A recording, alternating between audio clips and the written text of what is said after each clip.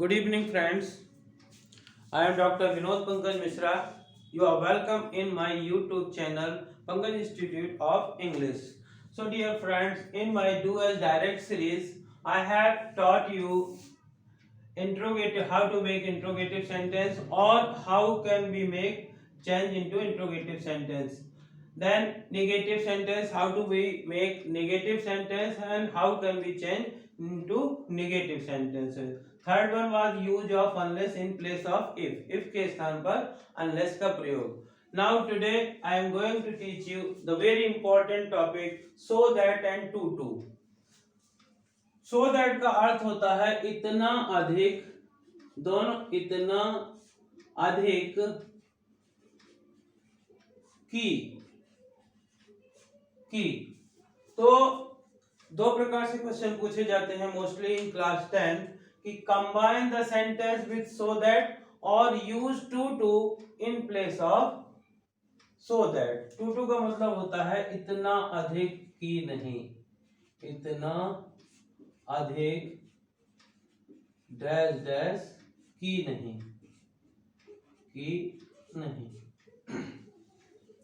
तो जब कभी भी कंबाइन के लिए सेंटेंस आता है तो हम वेरी को हटा करके फर्स्ट सेंटेंस में वेरी को हटा करके वहां पे सो लिख देते हैं और दैट लगा करके दूसरे वाक्य को लिख देते हैं. देखिए कैसे. जैसे फर्स्ट ये हो जाएगा he is so weak that he cannot walk properly.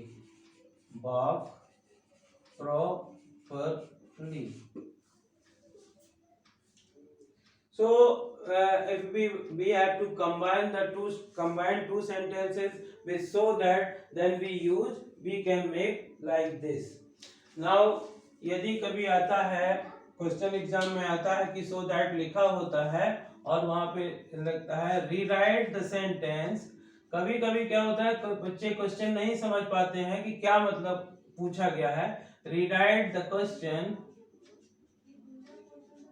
Rewrite the sentence using to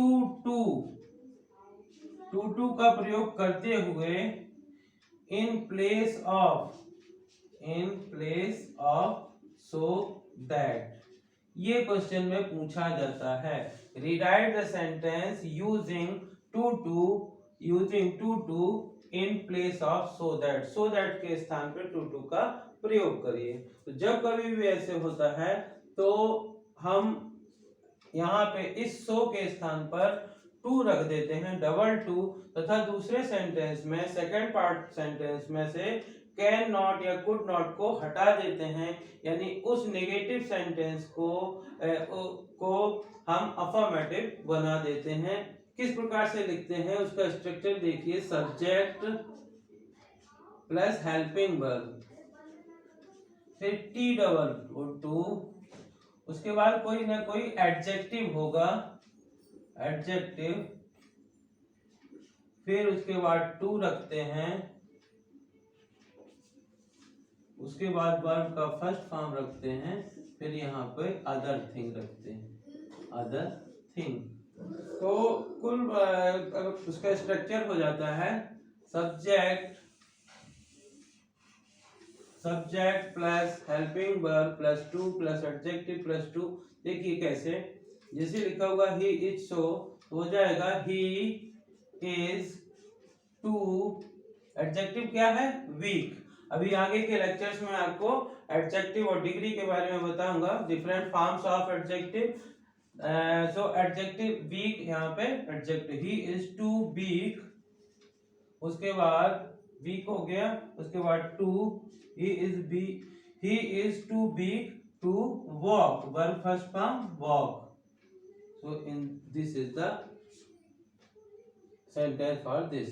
He is so big that he cannot walk properly. इसको यदि हम इसके स्थान पर टू का प्रयोग करते हैं तो यहाँ पे हो जाता है he is too big to walk.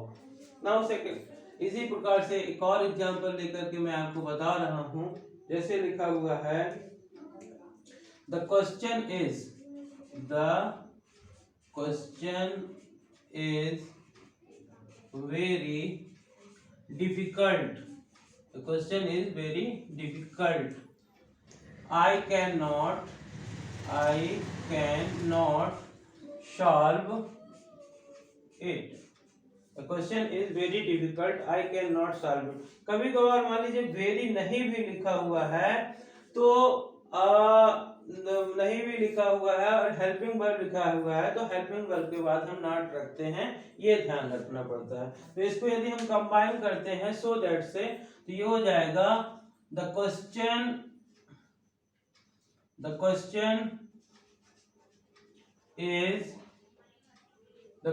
Is so difficult. वही चीज वेरी के स्थान पे सो रख करके the question is so difficult that I can not solve it. I cannot solve it. The question is so difficult that I cannot solve it. वही हुआ, very को हटा करके वहां पे सो रख दिए तथा सेकंड सेंटेंस के पहले दैट लगा करके। अब इसका आप बताइए कि इसको यदि हम टू से यूज करेंगे तो क्या होगा। तो इसका आंसर हो जाएगा the question is too difficult to solve. The question is too difficult to solve in the same pattern as I have told in above sentence। उसी प्रकार से जैसे कि मैंने आपको बताया। So dear student, dear viewers, I hope that आपको ये वीडियो लेक्चर पसंद आया होगा और इसको देखने के बाद आपको सो दैट और टू का प्रयोग अच्छी तरह से आ गया होगा। सो दैट के स्थान पे अब आप टू का या टू के स्थान पर सो दैट का प्रयोग कर सकते हैं। You can combine the sentence with help of so that.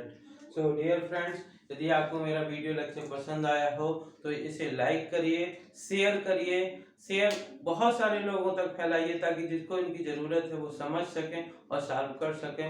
और यदि आप इस न्यू चैनल के लिए नए हैं तो इस चैनल को सब्सक्राइब करिए और बेल को दबाइए ताकि आगे के वीडियो आपको समय पे मिलते रहें। Thank you.